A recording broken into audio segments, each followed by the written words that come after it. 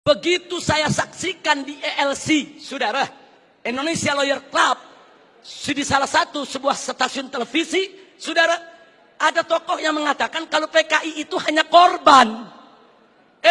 Kalau PKI itu korban, penjahatnya siapa? Kalau PKI korban, berarti penjahatnya NU, penjahatnya Banser, penjahatnya Masumi, penjahatnya tentara, penjahatnya Polri, penjahatnya negara, saudara. Nah, maka itu saudara, ya kalau korbannya PKI, berarti penjahatnya Nahdlatul Ulama NU, berarti penjahatnya Muhammadiyah. Enaknya saudara, umat Islam ini dianggap semua sebagai pelaku kejahatan. Ini kita tidak terima. Kepada yang bersangkutan, kalau ingin simpatik kepada PKI, itu urusanmu. Tapi jangan coba-coba mengatakan mereka korban. Itu akan menyinggung perasaan jutaan umat Islam di Indonesia. Baik, saudara.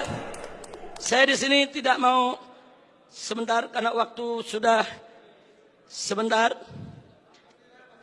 Implikasi saya lewatkan dulu. Usulan FPI untuk simposium ini. Ayo kita kembali kepada Pancasila dan Undang-Undang Dasar 1945 yang asli, yang dijiwai Piagam Jakarta sebagaimana amanat Dekret Presiden 5 Juli tahun 1959. Takbir, merdeka. Yang kedua, tolak segala perbuatan dan pemahaman ideologi yang bertentangan dengan nilai luhur ketuhanan yang Maha Esa sebagai jiwa daripada Pancasila. Apapun ideologi, pemahaman, dan perbuatan yang bertentangan dengan nilai luhur ketuhanan yang Maha Esa harus kita tolak, saudara. Termasuk pemahaman PKI, komunisme, ateisme, kemudian Leninisme, Marxisme, termasuk segala kemunkaran dan kemaksiatan yang bisa mengundang kemurkaan Allah sehingga bisa terjadi, yaitu malapetaka dan musibah di negeri kita. Yang ketiga, tegakkan dan laksanakan TAP MPRS nomor 25 tahun 66, Undang-Undang nomor 27 tahun 99, TAP MPRI nomor 1 tahun 2003, dan KUHP pasal 107A sampai E. Karena itu kita serukan TNI dan Polri jangan pernah ragu. Anda semua punya payung hukum untuk menindak, menutup, membubarkan setiap kegiatan PKI di seluruh wilayah NKRI ini, saudara. Kemudian yang keempat, ada 5 poin, saudara. Tolak formalisasi rekonsiliasi dengan PKI. Saudara, saya punya cerita. Di tahun yang lalu, 16 Agustus tahun 2015, kami Ormas Islam itu melakukan long march yang diikuti oleh ratusan ribu umat Islam dari Senayan, Sudirman, Tamrin sampai ke Istana. Kenapa kami gelar itu parade tauhid, saudara, dengan ratusan ribu umat Islam? Karena kami dengar dari sumber yang sangat terpercaya bahwa Presiden, saudara, berencana untuk memasukkan, saudara, item permohonan maaf kepada PKI di dalam pidato kenegaraannya. Kita melakukan demo-demo kecil dan puncaknya yaitu tanggal 16 Agustus 2015, saudara.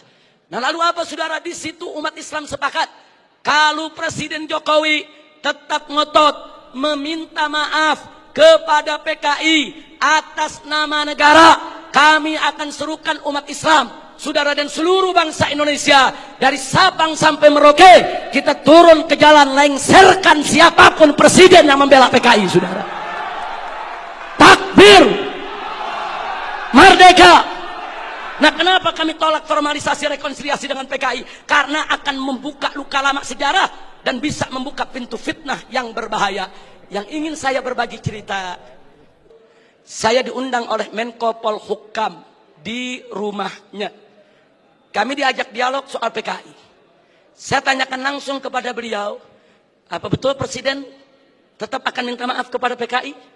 Beliau saat itu memberikan jaminan, Habib, Presiden tidak akan minta maaf kepada PKI. Kalau sampai saya menyetujui itu, beliau tunjuk pengawalnya di sebelah Kopassus. Ini anak buah saya, Kopassus akan tembak kepala saya. Nah, terus saya tanya lagi, saudara, kepada beliau, baik, tapi saya dengar Anda dapat tugas khusus dari Presiden untuk mencari formulasi rekonsiliasi nasional berkaitan dengan PKI. Nah, beliau jawab, betul. Jadi beliau tidak menafi, saudara, betul.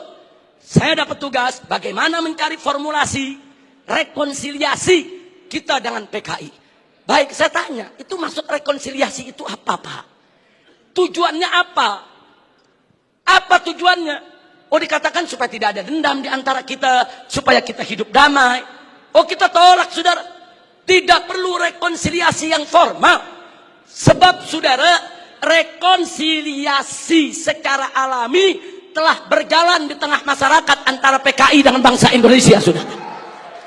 Artinya hari ini, seluruh kader-kader PKI, keturunan PKI, sudah mendapatkan hak sosialnya, hak sipilnya, hak budayanya, hak politiknya, hak ekonominya. Mereka minta apa lagi? Mereka jadi pejabat bisa, jadi pengusaha bisa. Mereka udah nggak diganggu oleh umat Islam, saudara. Itu rekonsiliasi alami, saudara. Tinggal kita minta kepada keturunan PKI tersebut, silakan kalian berkarya, silakan kalian ini berkarir, silakan kalian berjuang untuk bangsa ini. Tapi satu syarat, kami tidak akan ganggu kalian jadi pejabat, jadi bisnismen, jadi pengusaha. Tidak. Tapi syarat, jangan lagi bangkitkan ideologi komunis, jangan lagi bangkitkan partai komunis di Indonesia. Nah, tapi sekarang mereka minta lebih. Mereka minta partai komunis dipulihkan kembali. Dan lebih kurangnya ajarnya lagi, saudara. Mereka minta negara minta maaf kepada mereka.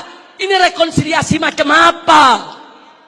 Maka itu rekonsiliasi yang diformalisasi oleh pemerintah, saya khawatir ini akan membuka luka lama sejarah. Dan ini bisa membuka fitnah yang sangat berbahaya, saudara. Makanya tepat yang dikatakan oleh Kiai Haji Salahuddin Wahid, cucu daripada saudara pendiri Nahdlatul Ulama beberapa waktu yang lalu. Kalau presiden, pemerintah ini sampai minta maaf kepada PKI, akan melukai seluruh perasaan daripada warga NU.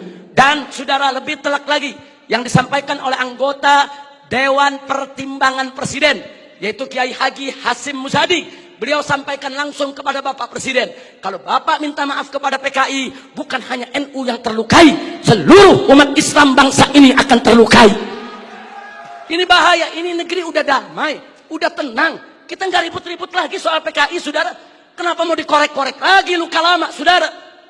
Nah, karena itu, saudara, kalau ada usulan bongkar itu kuburan massal yang isinya PKI, apa seluruh kuburan mau dibongkar? Kuburan kiai-kiai, santri-santri, saudara, umat Islam yang mereka sembelih, apa semua mau dibongkar? Apa semua juga mau dibangkitkan kembali? Yaitu luka lama yang sudah ada.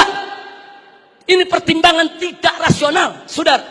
Karena itu kami dari FPI menolak formalisasi rekonsiliasi dengan alasan apapun, saudara. Tapi kami menerima kader-kader keturunan PKI saat ini dikembalikan hak sosialnya, hak ekonominya, hak politiknya, saudara. Kita terima, mereka bangsa kita, mereka saudara kita. Silakan hidup bersaudara berdampingan dengan kita, dan mereka harus tunduk kepada Pancasila. Jangan lagi menghidupkan daripada komunisme. Sebagai penutup yang kelima, saudara, saya ajak semua yang ada di sini untuk menyerukan jihad konstitusional secara nasional melawan semua gerakan komunis dan neolib untuk selamatkan keutuhan negara kesatuan Republik Indonesia, saudara. Takbir, Allahu Akbar, merdeka. Itu saja yang bisa saya sampaikan. Hadiahnya Allah wa iyyakum ila siratal mustaqim. Wassalamualaikum warahmatullahi wabarakatuh.